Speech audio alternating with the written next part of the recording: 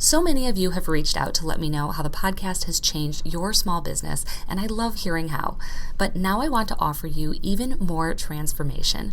I spent the past year streamlining and focusing my own business, and I've had amazing results.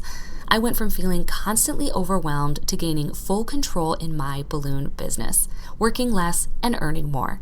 I condensed everything I learned into a 3-part video course with more than 2 hours of instruction where I share all I know about putting healthy limits in your business in order to best serve your clients, how to use automation and standardization as core principles in your customer experience and sales process, and how to eliminate tasks with the power of outsourcing to remote subcontractors. I call this my laser-focused framework. I've even created a list of trusted partners and included my pricing catalog template that you can customize and use straight away, including permission to use my photos, because I want this course to help you start streamlining now. I'm living proof that this framework works. If it works for me in my balloon business, it can work for you. I work a full-time job, I run a balloon business as a solopreneur, I have a toddler, and I produce this podcast every week. I have a lot going on, but because I apply this framework to every decision in my balloon business, things hum along pretty effortlessly. If you want to say goodbye to stress and build a business that is laser-focused, click the link in the show notes to join me. Hi, and welcome to The Bright Balloon, a podcast where I'm sharing bright ideas for your balloon business. My name is Sarah Meyer, and I'm a balloon business owner like you, and I love the creative side of what I do, but I really love the business side, which seems to be the part where most people struggle. So I'm here to help. Each week, I'm bringing you an episode full of bite-sized tips you can use to make tiny improvements to your business. I want you to make more money, eliminate stress, and learn along with me as we grow our creative businesses together. Welcome to The Bright Balloon. Hey guys, welcome to this episode. Today I am chatting with my friend Hayley about something I don't know very much about, and this interview blew me away. So I have a 9-to-5 job, which means that I don't have to deal with a lot of the self-employment things. Like I get insurance through my work. A lot of my tax stuff is just kind of like default because I work a traditional day job, and then balloons are kind of on the side.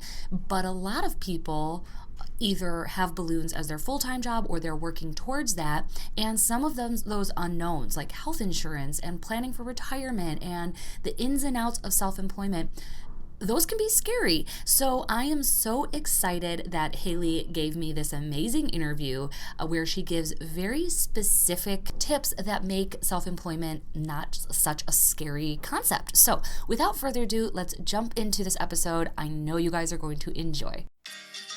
Would you like to sell more balloons on your website? Hi, I'm Jeff at Asset Lab, and we can help you navigate either starting your e-commerce journey or leveling it up with more products, more capability, and delivery windows for your e-commerce customers. If you'd like to learn more about how we can help you generate more sales on your website, please visit us at assetlab.us. All right, welcome to this episode. Hayley, I'm so excited to finally connect. We have been Instagram pals for a while now. I fell in love with you when you were live tweeting The Bachelor. Yeah. I've stopped doing that, thankfully, but maybe I should bring it back. No, I love it. I'm a fan. But I have been excited to see your business grow. I feel like I started following you kind of like right when everything started. Like maybe it's because your balloon journey has been pretty quick. Yeah. But I remember like you were in your house, then all of a sudden you announced opening a shop, and here we are. So give us your introduction, how you got into balloons and how you got into the retail side of balloons. Yeah, I agree. I think you found me. I remember you commented back on one of my stories, and I hadn't even opened balloons yet. Like it was still, I come from a nonprofit event planning world. That's what I did. Well, I still do that. And so I started doing balloons for my event planning clients circa like the end of 2017. I'm in Spokane, Washington, so I'm up in the Pacific Northwest. There was no one in my town doing anything balloon related. So I just started doing it for my clients, for my nonprofit clients, and was doing 5Ks and banquets and galas and just things that I planned. It was kind of like my cool ninja skill. I'd be like, oh, I know what we can do that's like super in budget, all these kinds of things, because obviously it was just me creating. And then when COVID hit, obviously all my events stopped, which wasn't the end of the world, but I started getting calls from friends that was like, it's my 7-year-old daughter's birthday on Tuesday. Could you do something really quick? Or we're doing this drive-by thing because we thought we were having this big event and now we're not. And it became very obvious very quickly that my house was not going to work. My husband was also working from home, and our tiny little home was just completely overrun with balloons. So well, it was like, I was thinking about that this morning too while I was getting ready. Because I feel like I am guilty of this too. It's like, oh, be home-based, just be home-based and run such a lean business. But like, unless you have a fairly large house, does not work. you can't always do that. Or like, Yeah. if you live in an apartment, being Correct. home-based is not a solution. So I think that we need to put that out there too, that like, that's not the silver bullet to just be home-based, because sometimes it will ruin your life. Yeah. We have a 2-bedroom, like 1,400 square foot house. So there was just, I was in our quote unquote guest room that I had turned into like a balloon office. And you know, when you first start, you have crappy inflators. So I was just in there like, meh, meh, where my husband's like trying to take conference calls out in our dining room. And so, because we were both home all of a sudden, I have always worked from home. My events business was home-based, obviously. So my husband and I own 4 businesses between the two of us. So then it was just very obvious. We had kind of an old school balloon and party store in my town, and I knew them really well. I got a lot of my balloons there. They always sold Qualitex. They taught me so much about like quality. And they, when COVID hit, decided to close up shop. So I was like, crap, where do I get balloons now? I didn't know much about wholesale. And so I was like, I'm going to open a store. I'm going to do what they did. Why not? Like, there's no one here for any kind of walk-in anything. I didn't want people coming to my house for pickups. I'm trying to think. COVID happened, March? We signed a lease for a store end of April, and we opened in August. So your plan, because I think a lot of people they either go retail or they kind of like ease into retail. Like they have a home-based business and then they open like a studio and then they have pickups, but you went straight retail from the start? I did. Yep. Okay. Yeah. And I think multiple reasons for that. One is I knew I needed a very visible location. We have a lot of industrial parks and things around here, and I have friends in other event worlds that's what they do. There's no walk by, drive by, any kind of quote free marketing with that, right? I was like, why am I going to pay virtually the same amount of money for rent in a studio that I could pay for rent in a retail store? My retail store is right next to our huge university, Gonzaga University is here, and right next to our biggest brewery. So when that space became available, I was like, win-win. Like, why would I not take that? So yes. How did you build that? Like, again, I feel like a lot of people do baby steps and get to this point. Like, how did you go from, buying your balloons locally to being the one that sold the balloons locally? I don't really have a lot of fear. It's just like, I'm going to do it. Like, I have this weird mental complex of like, I could do that. Why would I not do that? Like, why? Like, does it make any sense? So I remember just being in my little office and doing all the research and being like, if I'm going to do this, I'm going to go big or go home. It never really occurred to me to be like a little side part-time thing. That was not something that but this is also the perfect storm, right? Because it was COVID. So I was just home all the time. So I threw all of my energy of everything because I wasn't working events, like all of these things, I just completely threw it all into that. My dad was a general contractor. So when we got the space, we demoed it and rebuilt it ourselves. That took a lot of time. But I think it was more of just nobody else in my market was doing it. And I'm still the only one. So it felt like I needed to create a very big splash very quickly for people to understand what I was doing. Nobody, even today, 2 years later, people are still like balloon arches. And I can't get them to understand the word garland. So it was more of like a public educational kind of thing. Yeah. And then how did you staff that? Like, how did you immediately just bring on people? I have always had one full-time employee. We currently have 6 employees. So the one full-time employee, I started with that. My friend Kendall was kind of in the same space. She was planning events for a university. Those obviously stopped. So it was her and I in my kitchen for those first couple months. And she always took over all of the email stuff. So I have really not done a ton of that. Okay. I set it up to my plan was to delegate everything. I don't want to be there every day. So Kendall did that right away. And then she actually had a baby a few months ago. So she stepped back and I hired 2 people to replace her. Because when you grow with someone, the information in your head also lives in their head. And then you realize you have to put it down on paper. Sure. So nope. So Kendall did that. And then just slowly over time, we added a couple here, a couple there. Graduation season of last year. So May for us is when that starts. That was really the point where we were like, oh shoot, we need help. So we hired 3 people in May of last year and then 2 more since then.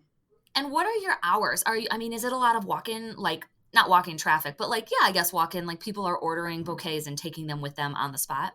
I would actually say less of that. So we do a ton of pre-order pickups. Oh, okay. Yep. So our hours are Wednesday through Saturday, 10 to 5. I have an employee in there every single day because we do offer a pickup window if someone, birthdays are every day. So we have a small pickup window, but we're only open for walk-ins Wednesday through Saturday. Okay. Other than that, it's appointment only. Very cool. And you're still doing like on-site installations as well? That is 90% of it. Yeah. Oh, interesting. Okay. Yep. So the store is really, I call it more of like a design studio almost. We have the huge wall of colors and all that kind of stuff. I knew, back to the educational point, I knew that I had to educate my community on brands and colors and quality. And so when somebody doesn't know what they want, our city is pretty small. I'm like, come into the store, look at the wall. Let's blow up some colors. Let's talk about it. That's a lot easier for me, at least, than like a color chart or send me your inspo photos. There's too much education in that. I have to be like, that's oxidized, that's edited, that's in direct sunlight. And then it just gets a little convoluted. So they just come in. That's what the store is for. Yeah. And I like what you said at the beginning, that if you're going to spend the same amount of money on a warehouse in a business park that no one can see versus a shiny showroom, yep. That's really interesting. I like thinking about that. So how often are you actually in the store juggling your other business as well? Like, are you the one in the store helping people, or have you outsourced most of that? I outsource pretty much all of that. Okay. So I still do a majority of our very large installations. That's by far the hardest thing for me to delegate, is like that one's still very close to my chest. But I probably, like in the store working the counter like twice a month, maybe. Oh, wow. Okay. But I'm in there probably 3 or 4 times a week, loading the van or the trailer. Like we do team training every other week. So we do that kind of stuff. I'm there for all of that, just so they can see my face and still think that I'm present. No, that's great. And I think that you mentioned at the beginning that like you don't have fear, which I think most of us do. Yeah. And a big fear that I have personally, and I know a lot of people do, taking that, not even the jump from part-time to full-time, but just working for yourself, I think is really unknown. That's not how we're kind of like raised up. Even in school, most of our education in the US anyway is like, you get a job and they kind of send you the paperwork and they send you your tax thing and they do like, and then you get benefits through your job. Like, we're not really educated in how to really self-employ in a good way. Like, I know a lot of people do it, but a lot of people I talk to like don't have any plans for the future. They don't have insurance. They aren't really able to save. And I was really interested in talking with you because you sound like you got it. You've got it figured out. Hopefully. Yeah. I hope so that we're this far in. Whenever I tell people that my husband and I are 100% self-employed, we get 2 different paths of questions. One is definitely the ones that you have, like technical, like finances, healthcare. And then the other one is like work-life balance, which let's just push that to the side because it doesn't exist. So like, people are always like, how do you balance it all? And I'm like, my husband and I were answering emails till 10:30 p.m. last night. Like, there's no balance there. Sure. But technically, so healthcare is definitely the big one. And we get that question all the time. And we just buy it. So I know that that's a very weird concept to people. So if you leave a W-4 9-to-5 job, the government created this really great program called COBRA. So COBRA it stands for something. It's like continuous benefit something, something. It is 18 months of continued healthcare, the same program as the job that you left. Okay. So if your job offers healthcare, then they have to offer this program. And it doesn't matter if you voluntary or involuntary leave. You have options to buy into that. So obviously you have to pay the premium. Your employer isn't going to pay for your plan now that you've left, but it really gives you this 18-month window. Because I think one of the big hurdles for people is they want to have all of these things figured out before they leave their corporate job. That feels unrealistic. So when you leave, the first thing you do is sign up for COBRA, right? You get till the end of the month in your current plan. So maybe you should put in your notice on the first of the month, because then you buy 30 days. So smart. Then you get 18 months of this continuous coverage. So really, you've just bought yourself 18 months to figure out what your next step is, because unfortunately in the US, we have to buy healthcare and there's 1,000 plans to pick from. It's very confusing. It's not simple. So there's consultants for this, and that's what we did.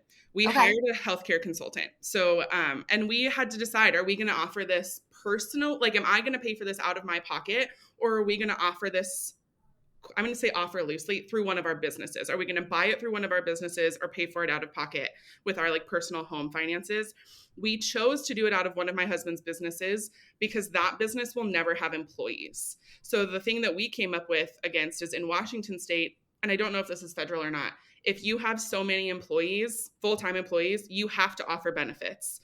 And if we were already paying for benefits out of my balloon business, we would then have to offer those to the employees. Sure. So that's a massive expense that we just weren't ready to take on yet. So we hired a consultant, and you could Google that if you want to. My suggestion would be to go to one of your other small business friends, but I would say like a medium business. Maybe they have 20 employees or 40 employees, and ask them who they use or how did they find healthcare, and then just work on a referral. Ask them who their consultant is. That's so smart. I've never even heard of that position before. I never even thought that you could have, which is crazy. I should have, because like we adopted and we used an adoption consultant, because it's like, where do you even start? Like this is all new. That makes perfect sense that they would have it for healthcare. That's so smart. And sorry, anyone listening in another country, just like, I'm so sorry. Just keep laughing. We're so embarrassing. Yeah. So we pay about $700 per month for the two of us for healthcare right now. Oh my gosh, that is less than I pay at my full-time job for my health insurance for my family. Yeah. And the cool thing about the consultant is you can kind of pick and choose, right? So we knew that we could have, because we don't have kids, we're like, we can go for a high deductible plan because we're probably not taking very many emergency trips to the hospital or urgent care or anything like that. But we were like, but we do really want to have vision. We both have horrible vision. So we were like, we're going to opt out of the low deductible copays and we're going to opt into higher vision. I also highly suggest an HSA account, health savings account, because that money is pre-tax. Sure. So yeah, talk to your healthcare consultant about that, or your employer, whoever that is, but that I shouldn't say hide. That was bad. You can save a lot of money in an HSA account. It's like $7,500 per year. Yeah, legal loophole. Hide is a great word for it. They've made it that way on purpose. So healthcare is the big one.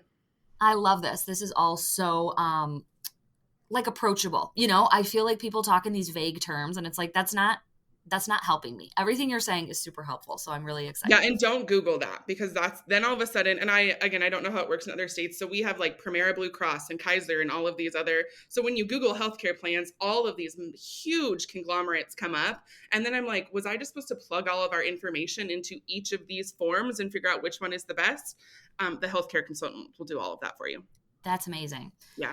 Hey friends, I wanted to take a second to tell you about Having a Party Wholesale. They are my preferred balloon distributor, and if you're not following them on Instagram, you're missing out. They post tons of free education for the balloon industry, in addition to updates on products that are coming in stock or new releases, and they really, really take care of us as balloon decorators. I had someone reach out the other day and ask if I order on Amazon, and I almost passed out. If you are ordering your balloons on Amazon, you are wasting so much money. You need a reputable balloon distributor to take you to that next level. So check out Having a Party Wholesale in the show notes wherever you're listening. Very cool. Okay, let's talk about retirement. savings. retirement. That is the one thing that I think, and again, I'm kind of new to balloons. Like I'm been in here longer than some people who are just starting out, but like 5, 6 years isn't like a lifer. Like there are a lot of people who are doing this for like 25, 30 years. Yeah. And I don't know. I don't know what the plan is when you just stop earning money. Not that many corporate jobs offer like a pension anymore, but they usually have some sort of built-in retirement savings plan or like a tax deductible, Yeah. whatever. At minimum, there's normally some kind of match. Exactly. So how have you set this up as being self-employed? Like, do you just save aggressively? Do you have IRAs? Like, what are you doing? Yeah. So I think the theme that people are going to get from this episode is that I outsource as much as I can. So we have a financial advisor. And I think that people think that that's very overwhelming also. They're like, I don't have millions of dollars. Why would I need one of those people? Sure. I just blatantly disagree with that. So if you own a business, you have assets. A business is an asset, and a financial advisor is going to help you protect and make your assets earn money for you. So you're using the money you already have to earn more money, especially if you're coming from a W-2 job and you do have a built-up retirement. Are you going to manage that yourself? I guess that was always the confusing part to me. You could keep it at I don't know what, Liberty Mutual or Charles Schwab or whatever one of those big people are, or you can take that out, give it to a guy you actually know, see face to face, and have them make your money work for you. So that is my first suggestion, is if you're leaving a big corporate job, go find your own financial advisor or wealth advisor, something like that, and build a reputation and a relationship with that person. Because chances are you're probably never going to meet that person who is assigned to you at your corporate job. So they don't know anything about you. They don't know what your plans are for the future. So that's step one, is take your money out of your corporate job, give it to someone that you're going to build. Well, and I have to say too, I agree. It sounds like super bougie, like, oh, my financial planner, but we also have one. And like, we're not, taking baths in money and eating gold for breakfast. Like we have someone who at the very least I can reach out to and just be like, hey, what do we do now that we have a child? What's like the college deal? Like, well, what should I do?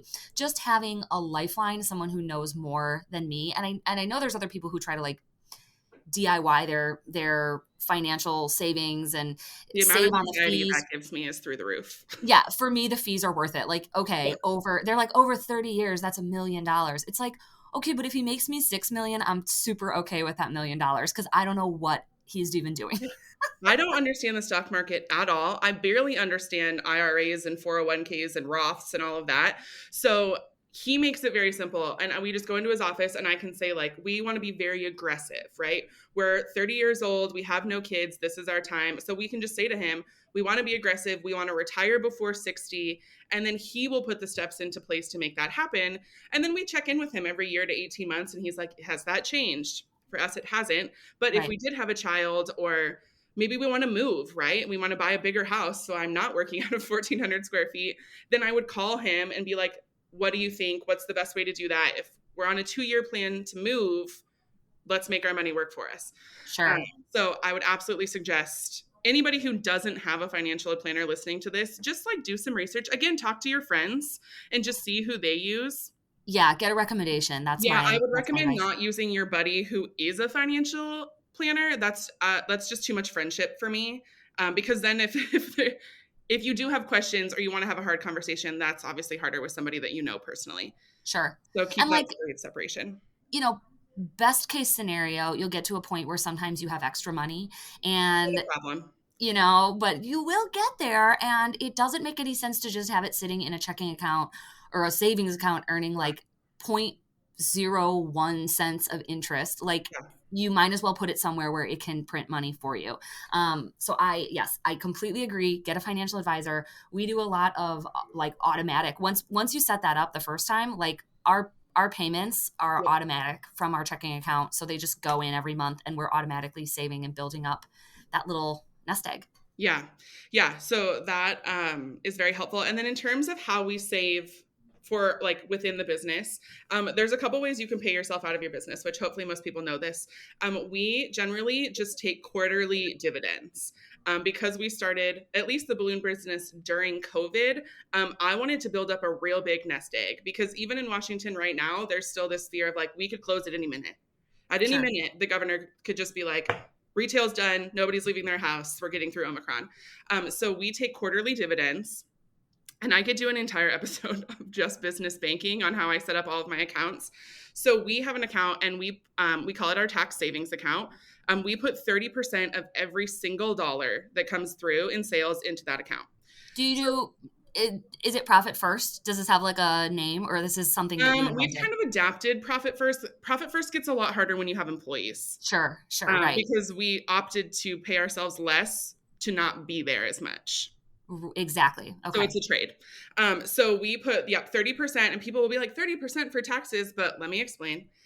First of all, Washington State has super high taxes, so we just pay that with cash all the time. The last thing you want to get out of your first, maybe you have a really, really great financial year, all of a sudden you're going to get a bill from the IRS that's $20,000. Yep. What if you don't have $20,000? So 30% will cover that no matter what. Then at the end of the quarter, whatever is left, we pay ourselves, and then that's how we fund our 401k and our HSA. So we put at the end of the year, whatever is left after taxes, we always pay taxes first. That's our 401k contribution and our HSA contribution. So HSA contributions can be upwards, I think it's $7,500 for a family per year. We do that first. We just are like, because we have a high deductible plan, we're not messing around. We don't want to have medical debt. Then, and for anyone listening who's not sure about the HSA plan, it's basically a health savings account, which is tax-free. Yes. Because the money goes into that account before you pay taxes on it. And then you can spend that money on any like health anything. So doctor's visits, contact solution, anything. So it's like a slush fund of tax-free money to pay for, and it never goes away. It's not like a flex spend. So it's not like use it or lose it. It's there forever. So ideally you'll have $200,000 sitting in this account when you're old and you need all of this medical attention. Yeah. God forbid you end up in the hospital or, in a car accident or something. That's what that money is for. Sure. So then whatever's left from that, that's our retirement contribution every year. So generally it shakes out to be about 10%, which is pretty high when you're comparing that to a corporate job where they're only matching like 2 or 3%. Yeah. So we just put that money away. Again, so if a $100 sale comes in, $30 of that goes into that account. We never see it. We never touch it. We don't even look at it. It just sits there waiting for us. Yeah. And so that's how we have always done that. And then literally our accountant, which you should also have an accountant if you have a small business, please don't do like TurboTax or something. Our accountant we will go to our accountant and I will say, okay, I have $27,000 left in this account. Do your accountant magic. And she'll say, great, you should do this much in HSA. You should do this much in 401k. One year she was like, oh, this is too much. You need to go do a big purchase of something. So we bought a new van. Interesting. And so, I just and I don't know if that's helpful to people, but that's just what's been really helpful to us. Cause it's taxed differently, right? So we wouldn't pay ourselves like week to week and then put that money into retirement where we would be paying double tax. Sure. Yeah, absolutely. So we just let it sit there all year, just build that number up. And then at the end of the year, we're like, oh, great. Look, that account has $50,000 in it. Look at what we can go do with that. So then what is your actual retirement plan? Like age, what does it look like? Are you going to move? Are you going to keep working? Like I feel like I'll share mine because I've been thinking about this lately. So I'm 35 and I look at balloons. I still work 9 to 5 and I see balloons as I don't even use side hustle anymore because it's like, it pays me more than my full-time job, but I look at it as my second full-time job. And retirement for me looks like retiring very early from corporate and then having my balloons as like my spending money. And by spending money, I mean like what we will live on, but everything else will be kind of savings. Like I don't want to be a burden on my child. I want to be able to die in a beautiful nursing home. This is so morbid, but I don't think I don't want to be on ladders when I'm 70. I don't want to be lifting concrete freaking bases when I'm 95 years old. Yeah. No, absolutely. Our goal is to, well, my husband's 5 years older than me. So if he retires at 60, I'll be 55. So that's Okay. our goal, if not before. And we use retire loosely. We want to retire from like being required at our businesses. Absolutely. So I go back and forth, honestly, a lot on what is the future for our balloon business look like? Am I going to sell it? Or are we just going to keep expanding to the point where I don't need to be there anymore and we have a full team of people? To be honest, I don't really know. My husband is an architect, so that is a much longer game. So he will do that until he is 60 or 55. And then either the same thing, either sell it or sell his shares, whatever that looks like, of the company, and then be done. I don't know if we'll ever be done with the balloons unless we sell the entire business. Sure. That's a long ways away to know. I think we obviously hope and know that balloons will still be around, but what the industry will look like in 30 years is hard to know. That's crazy. So yes, my husband we will sell that and close up shop and be done with architecture. My events business, I think when I decide to be done with that one, it will just be over. There isn't really anything to sell. It won't really evaluate, because I obviously just have contracts with nonprofits. So they'll just contract with someone else. That's kind of more my line of thinking, just because I'm, solopreneur. I don't really have any plans of expanding to a storefront or employees. So there's not much in the way of selling, which I'm okay with because I'm taking all the money now. Like, I'm paying myself a lot now, but I know a lot of people that are one woman shows or one man shows, and they also aren't paying themselves, but they also don't have anything to sell. And that's troublesome, because then you're just not making any money. Not paying yourself is the real issue of that comment. But I would disagree, Sarah. You have a brand. You have a huge brand and a huge platform. And in the world of digital media, you could sell your platform for probably a lot more money than you think that you could. Interesting. So you could sell your entire brand and your platform to someone else.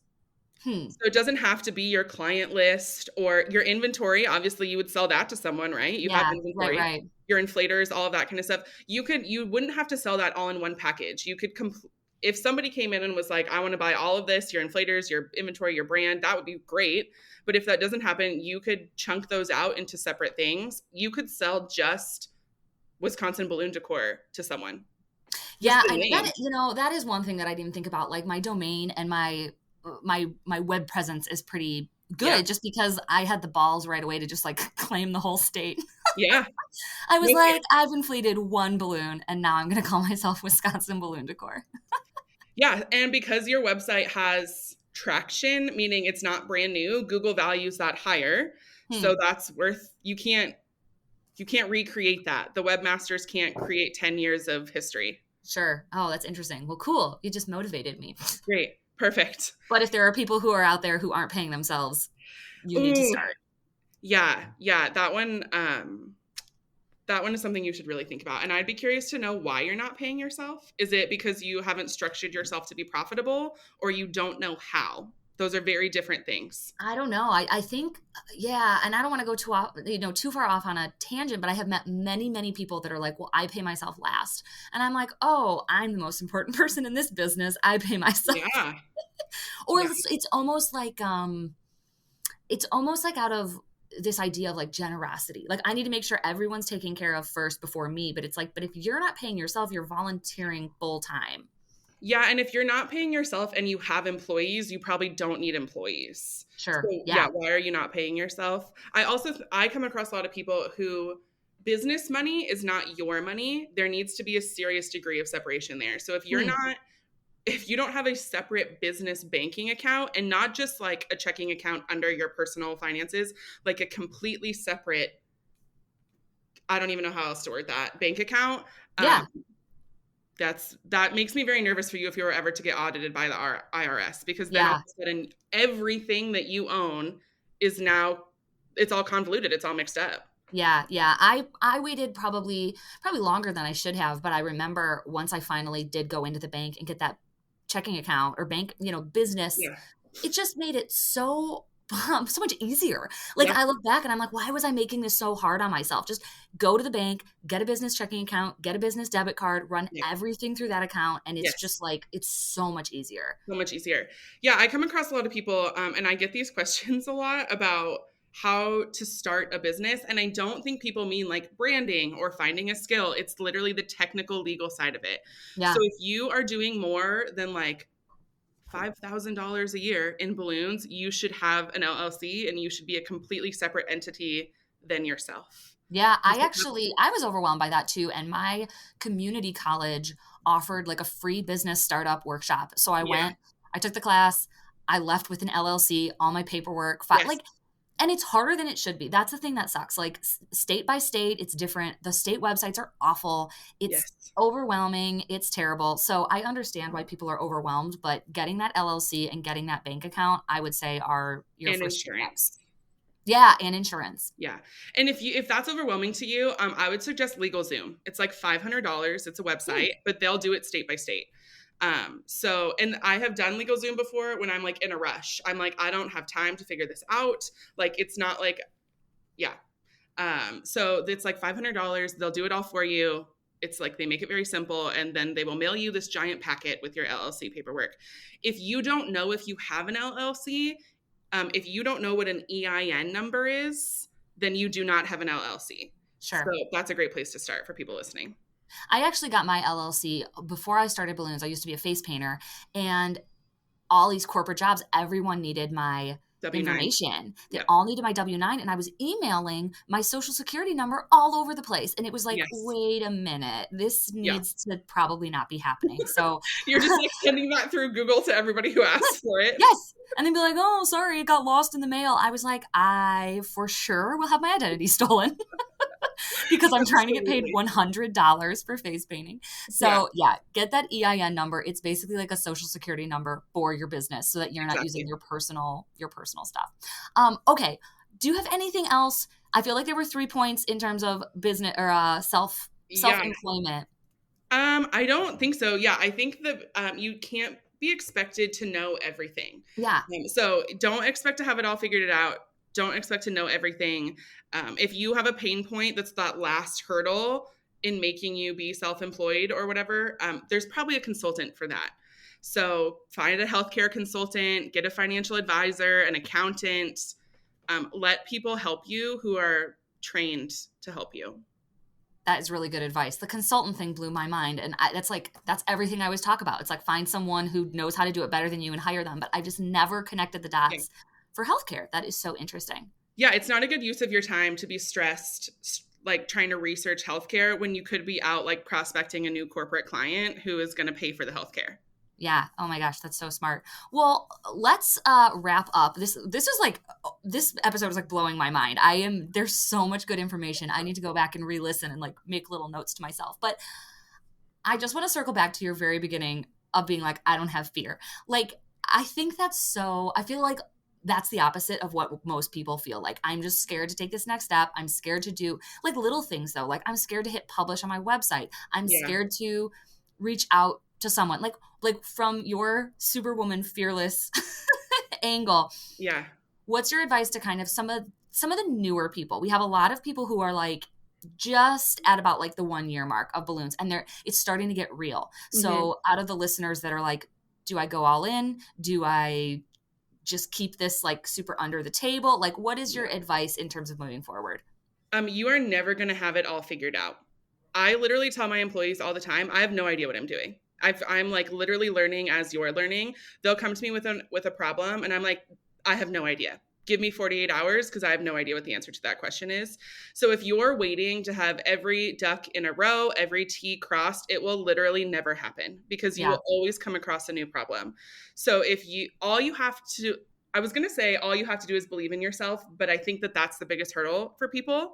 I think you need to believe in yourself more than you believe in someone else. Mm-hmm. So if your fear is that someone else could do it better, I don't know if I'm going to have a lot of trust in your business because you have to believe in yourself. And if you don't think that you don't even have to be the best. I don't think I'm the best at anything. I think that I have a lot of confidence and little fear, and that makes me appear to be the best. But there's balloon designers out there way better than me. There's business owners way better than me. There's people that do technical 260 weaving blow my mind because that's not even on my radar. I don't have to be the best to be successful. And successful can be defined in a lot of ways. So I think define your success, define what success looks for you.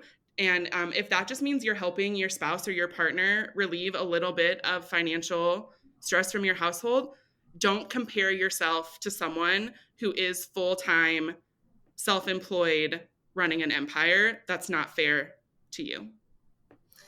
That's amazing. Well, I already have a follow-up episode, so we'll have to talk after we hit stop on this recording. But my next whole rabbit hole that I want to go down is dealing with employees. And I feel like you would be the person that would have a lot of insights for us. So maybe we'll put a pin in that and have that on a future episode. Sure.